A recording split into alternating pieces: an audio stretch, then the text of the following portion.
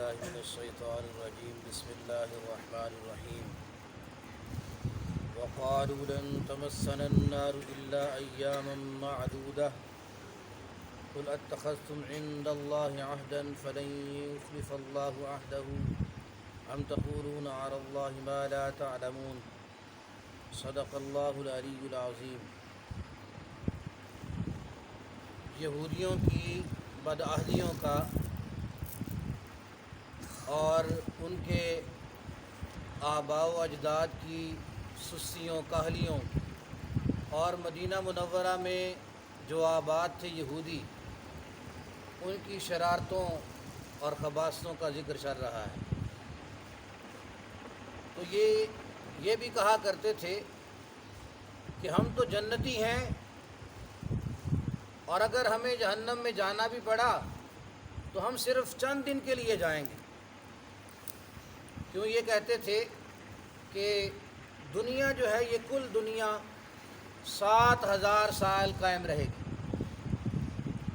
اپنی طرف سے انہوں نے باتیں بنائی ہوئی تھی 7,000 سال قائم رہے گی اور ہر 1000 سال کے بدلے میں ایک دن ہم جہنم میں جائیں گے۔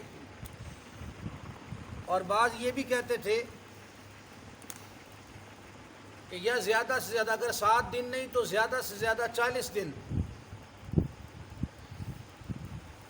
دن ہم جہنم میں جائیں گے۔ وہ کیوں؟ کہتے تھے کہ ہمارے آباء و اجداد نے جو بچڑے کی عبادت کی وہ 40 دن کی تھی، تو اس کے بدلے میں ہمیں صرف 40 دن جہنم میں جلایا جائے گا اور اس کے بعد ہمیں جہنم سے نکال دیا جائے گا۔ اور نبی علیہ الصلوۃ والتسلیم کو ایک مرتبہ یہ کہنے لگے، جب نبی علیہ الصلوۃ والتسلیم نے ان سے پوچھا کہ بتاؤ تم جہنم میں جلو گے یا نہیں جلو گے، تو کہنے لگے ہاں ہم جہنم میں جائیں گے لیکن تھوڑے دن کے لیے جائیں گے، اس کے بعد ہمیں نکال دیا جائے گا اور آپ کی امت کو ڈال دیا جائے گا۔ تو آپ صلی اللہ علیہ وسلم نے ارشاد فرمایا تم جھوٹ بول رہے ہو۔ تو اس طرح کے یہ اپنی عوام کو اس طرح کا یہ عقیدہ بتاتے تھے، اس طرح کی باتیں بنا بنا کے بتاتے تھے، اور جو جاہل عوام ہے وہ اسی پہ جو ہے وہ بڑی اتراتی تھی کہ ہم نحن ابناء اللہ و احباؤہ، کہ ہم تو اللہ تعالیٰ کے بیٹے ہیں، معاذ اللہ تعالیٰ کے بڑے چہیتے ہیں۔ جیسے کوئی شخص اپنے بیٹوں سے پیار کرتا ہے، اللہ تبارک و تعالیٰ ہمارے ساتھ بھی اسی طرح پیار کرتا ہے، اس لیے ہم جو ہیں وہ جہنم میں نہیں جلائے جائیں گے۔ اللہ تعالیٰ کے بڑے محبوب ہیں ہم۔ تو اس کا ذکر اللہ تبارک و تعالیٰ نے کیا۔ اللہ پاک نے ارشاد فرمایا کہ یہ کہتے تھے وَقَالُوا لَن تَمَسَّنَا النَّارُ إِلَّا أَيَّامًا مَّعْدُودًا، یہ کہتے ہیں کہ ہمیں آگ نہیں چھوئے گی، بالکل نہیں چھوئے گی، صرف چند دن۔ تو چند دن وہ 7 دن یا 40 دن۔ اس کے بعد کہتے تھے کہ جہنم کے آس پاس جو ہے وہ زقوم کے درخت ہیں اور جہنم سے ان چند دنوں میں ہمیں جلایا جائے گا، پھر زقوم کے درختوں کی طرف ہمیں نکال دیا جائے گا اور جہنم سے ہماری خلاصی ہو جائے گی۔ قُلْ اتَّخَذْتُمْ عِندَ اللَّهِ عَهْدًا، فرما دیجئے، اللہ پاک نے فرمایا کہ آپ ان سے کہیں کہ کیا تم نے اللہ تبارک و تعالیٰ سے کوئی وعدہ لے لیا ہے، کہ تمہارے پاس کوئی وعدہ موجود ہے کہ اللہ نے وعدہ کیا ہو تمہیں چھوڑ دیا جائے گا؟ فرمایا اگر ایسا ہے تو پھر تو ٹھیک ہے، فَلَن يُخْلِفَ اللَّهُ عَهْدَهُ، اللہ تبارک و تعالیٰ اپنے وعدے کے خلاف ہرگز نہیں کرے گا، لیکن اللہ کا کوئی وعدہ ایسا ہے نہیں۔ أَمْ تَقُولُونَ عَلَى اللَّهِ مَا لَا تَعْلَمُونَ، یا تم اللہ تبارک و تعالیٰ پہ ایسی بات کر رہے ہو جسے تم جانتے نہیں، یعنی اپنی طرف سے بنا کے پھینک رہے ہو۔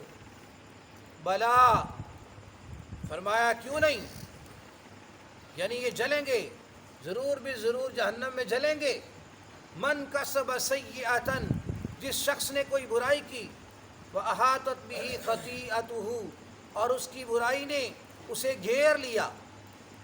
گناہ جو ہے وہ جب گھیر لیتا ہے تو وہ ایسا گناہ جو بندے کو گھیر لے وہ گناہ کفر والا گناہ ہے، کفر اور شرک والا گناہ۔ چنانچہ یہودی جو ہیں یہ عزیر علیہ الصلوۃ والتسلیم کو اللہ تبارک و تعالیٰ کا بیٹا کہا کرتے تھے۔ وقالت الیہود عزیر ابن اللہ، یہودیوں نے کہا کہ عزیر اللہ تبارک و تعالیٰ کا بیٹا ہے۔ بیٹا کس انداز میں؟ بیٹا اس طرح کہ جیسے اللہ تبارک و تعالیٰ نے اپنے بیٹوں کی طرح بنا لیا ہے، جیسے عیسیٰ علیہ الصلوۃ والتسلیم کے بارے میں بھی عیسائیوں کا یہ عقیدہ تھا کہ اللہ تبارک و تعالیٰ نے انہوں بیٹوں کی طرح بنا لیا ہے۔ تو یہ عقیدہ وہ رکھتے تھے۔ تو کفر ایسا عمل ہے، کفر اور شرک ایسی گندگی ہے کہ جو پورے کے پورے دل کا احاطہ کر لیتا ہے۔ جب کفر آتا ہے تو ایمان نکل جاتا ہے، جب شرک آتا ہے تو ایمان خارج ہو جاتا ہے، ایمان وہاں نہیں ہوتا۔ شرک ہے تو ایمان نہیں ہے، ایمان آئے گا تو شرک ختم ہو جائے گا۔ لہذا ایمان اور شرک ایک ہی جگہ پہ اکٹھا نہیں ہو سکتا، ایمان اور کفر ایک ہی جگہ پہ اکٹھا نہیں ہو سکتا۔ اس لیے فرمایا کہ جب انہوں نے ایسی برائی کی کہ اس برائی نے ان کو گھیر لیا، فَأَحَاطَتْ بِهِ خَطِيئَتُهُ فَأُولَٰئِكَ أَصْحَابُ النَّارِ، تو یہی جہنمی ہیں اور ہم فیہا خالدون، یہ جہنم میں ہمیشہ ہمیشہ رہیں گے، ہمیشہ ہمیشہ کے لیے۔ تو جو مخلد فی النار ہے، ہمیشہ ہمیشہ جہنم میں رہنا، یہ کافروں کے لیے ہے۔ کافروں کے لیے جہنم میں ہمیشہ ہمیشہ رہنا یہ لکھ دیا گیا، کیونکہ کفر اور شرک یہ اتنا بڑا جرم ہے، اتنا بڑا جرم ہے کہ ان کے لیے پھر کوئی معافی نہیں ہے۔ اگر زندگی میں، دنیا کی زندگی میں یہ ایمان قبول کر لے تو پھر درست ہے، ورنہ پھر اگر کفر پہ موت آتی ہے تو پھر چھٹکارے کا کوئی ذریعہ نہیں ہے، پھر کوئی چیز کام نہیں آئے گی، نہ کسی کی سفارش پھر ہوگی، نہ کوئی فدیہ دے سکیں گے، اور نہ ان کی کوئی مدد کی جائے گی، کسی قسم کا کوئی چھٹکارے کا کوئی سامان نہیں ہوگا۔ اس کے بعد ایمان والوں کا ذکر کیا ساتھ، فرمایا والذین آمنوا وعملوا الصالحات، اور وہ لوگ جو ایمان لے آئے اور اچھے اعمال کیے جنہوں نے، اولئک اصحاب الجنہ، یہی جنتی ہیں، ہم فیہا خالدون، یہ جنت میں ہمیشہ رہیں گے۔ تو جہنمیوں کے لیے جہنم ہمیشہ، اور جنتیوں کے لیے جنت ہمیشہ ہمیشہ کے لیے۔ وَإِذْ أَخَذْنَا مِيثَاقَ بَنِي إِسْرَائِيلَ لَا تَعْبُدُونَ إِلَّا اللَّهَ، اور پھر یہودیوں سے جو میثاق لیا گیا، پختہ عہد جو لیا گیا، انہوں نے جو بدعہدی کی اس کا بھی ذکر کیا جا رہا ہے۔ فرمایا جب ہم نے، وہ وقت یاد کرنے کے قابل ہے جب ہم نے میثاق لیا، پختہ وعدہ لیا بنی اسرائیل سے، لا تعبدون الا اللہ، کہ تم اللہ کے سوا کسی کی عبادت نہیں کرو گے، وبالوالدین احسانا، اور والدین کے ساتھ احسان والا معاملہ کرو گے۔ جیسے احادیث میں آتا ہے کہ نبی علیہ الصلوۃ والتسلیم سے پوچھا گیا، یا رسول اللہ سب سے پہلے کس کا حق ہے؟ تو سب سے پہلے جو حقوق اللہ ہیں اس میں اللہ تبارک و تعالیٰ کا ہی حق ہے، اور حقوق العباد میں سب سے پہلا جو حق ہے وہ والدین کا حق ہے۔ بہت ساری احادیث اس میں آتی ہیں۔ آپ نے فرمایا وبالوالدین احسانا، اللہ تبارک و تعالیٰ نے ارشاد فرمایا والدین کے ساتھ احسان والا معاملہ کرو، وذی القربا، اور اسی طرح پھر قریبی رشتہ دار، والیتاما، اور یتیم۔ یتیم وہ ہے جو ابھی بلوغت کی عمر کو نہیں پہنچتا اور اس کے والد جو ہے وہ فوت ہو جائے تو اسے یتیم کہا جاتا ہے۔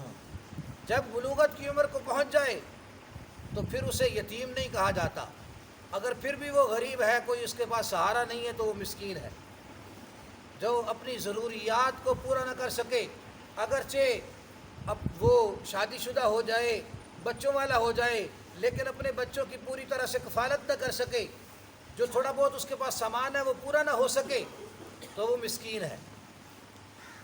فرمایا والمساکین، اور اسی طرح سے مسکین، جتنے بھی مساکین ہیں ان کے ساتھ حسن سلوک، قریبی رشتہ داروں کے ساتھ، یتامہ یتیموں کے ساتھ، اور مسکینوں کے ساتھ، اور مطلقاً فرمایا وقولوا للناس حسنا، اور سب لوگوں کے ساتھ اچھائی کے ساتھ پیش آیا کرو۔ تو خاص طور پہ جب قرآن و سنت کی دعوت کا مسئلہ آتا ہے، تبلیغ کا مسئلہ آتا ہے، تو حسن سلوک کے ساتھ پیش آنا اور احسن طریقے سے مسئلہ پیش کرنا۔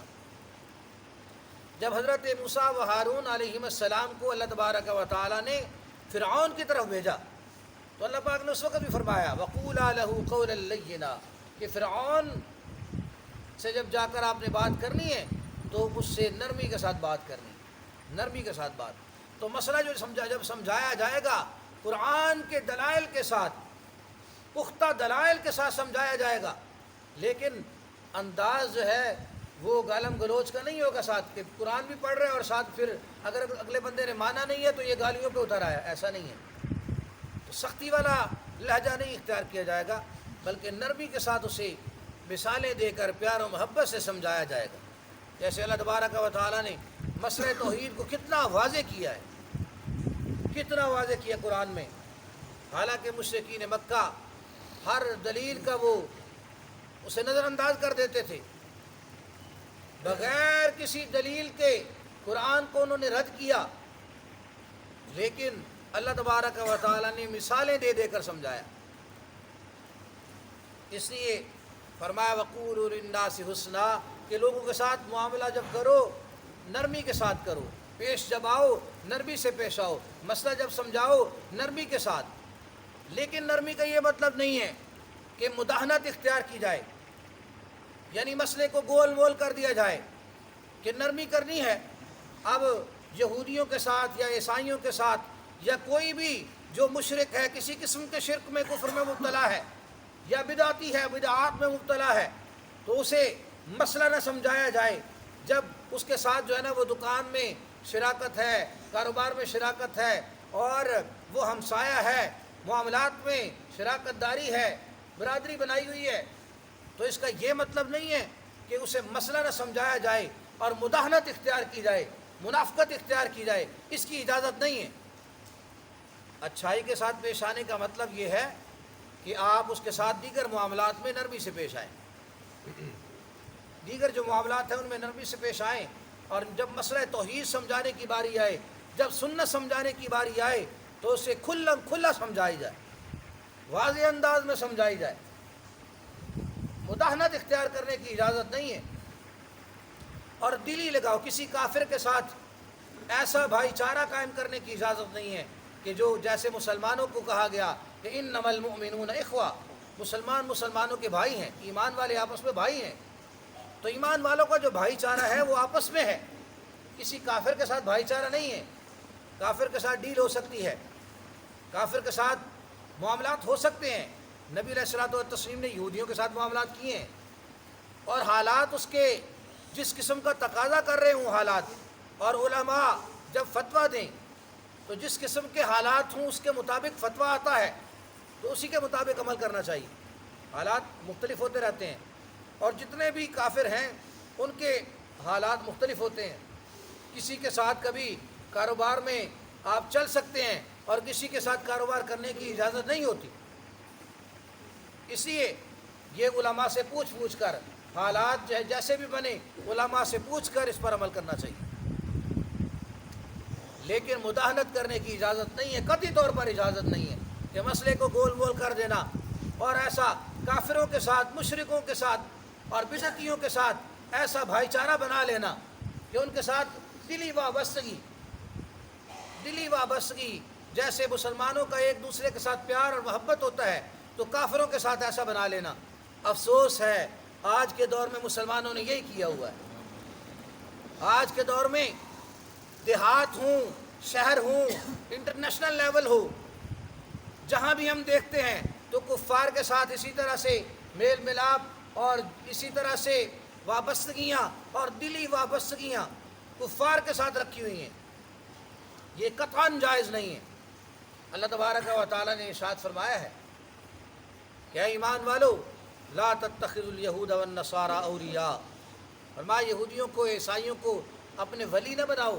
ولی کہتے ہیں جس کے ساتھ گہری محبت ہو، دلی دوستی جس کے ساتھ ہو.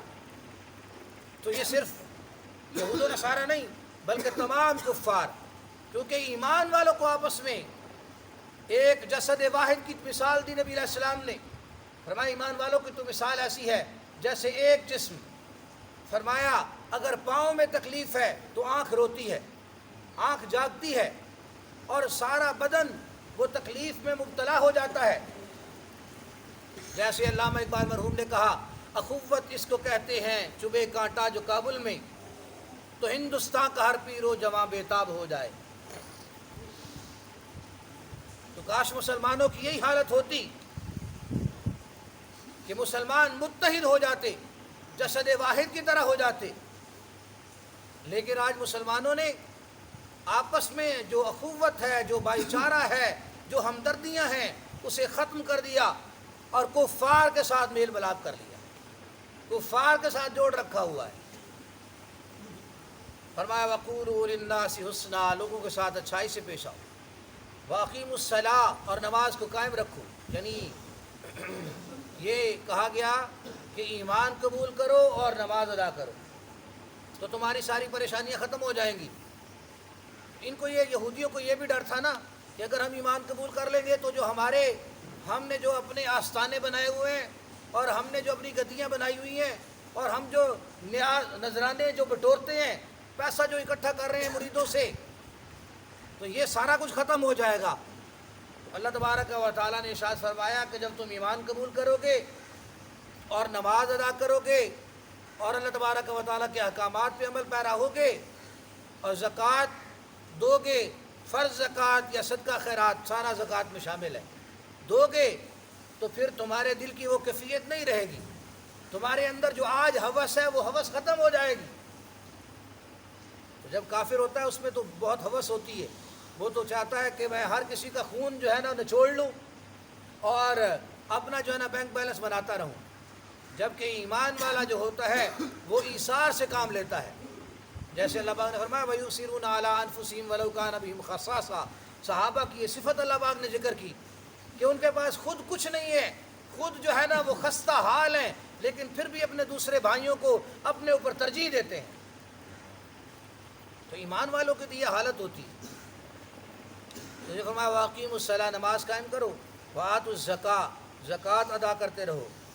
ثُمَّ تَوَلَّیْتُمْ إِلَّا قَلِیلًا مِّنکُمْ، فرمایا پھر تم پھر گئے اس عہد سے، میثاق سے پھر گئے تم، إِلَّا قَلِيلًا مِّنکُمْ، صرف تھوڑے سے اس پر قائم رہے، تھوڑے سے، باقی سارے پھر گئے. وَأَنْتُمْ مُعْرِضُونَ، اور تم منہ موڑ کے ہٹنے والے تھے، منہ موڑ کے تم پیچھے ہٹ گئے. تو اللہ تبارک و تعالیٰ نے ان کی بدعہدی کا ذکر فرمایا، جس سے ایمان والوں کو یہ سبق حاصل ہوتا ہے کہ ایمان کے ساتھ اسلام پہ مضبوطی سے قائم رہنا اور بدعہدی نہ کرنا، یہی چیز نجات کے لیے کافی ہے. جب بندہ کافر اپنے ایمان و اسلام پہ جب قائم رہتا ہے تو اللہ تبارک و تعالی پھر اس کی جو اس میں کچھ نہ کچھ اگر کمی کوتاہی ہو جاتی ہے اور یہ توبہ استغفار کرتا رہتا ہے تو اللہ تبارک و تعالی اسے معاف فرما دیں گے اپنی رحمت سے. لیکن اگر بدعہدی پہ اتر آیا، کفار کی طرح اس نے کیا، یہودیوں کی عیسائیوں کی طرح اس نے کیا، تو پھر کیا ہوگا؟ پھر یہی ہوگا اللہ تبارک و تعالی اسے بھی اونھے منہ جہنم میں ڈال دیں گے. تو اللہ تبارک و تعالی مسلمانوں کو حقیقی عقیدہ، نظریہ اور اعمال صالحہ کی توفیق نصیب فرمائیں اور آپس میں اخوت اور بھائی چارے کی توفیق نصیب فرمائیں اور کفار کے ساتھ جیسا ان کے ساتھ معاملہ کرنا ہے ایسے ہی کرنے کی توفیق نصیب فرمائیں. وآخر دعوانا الحمدللہ رب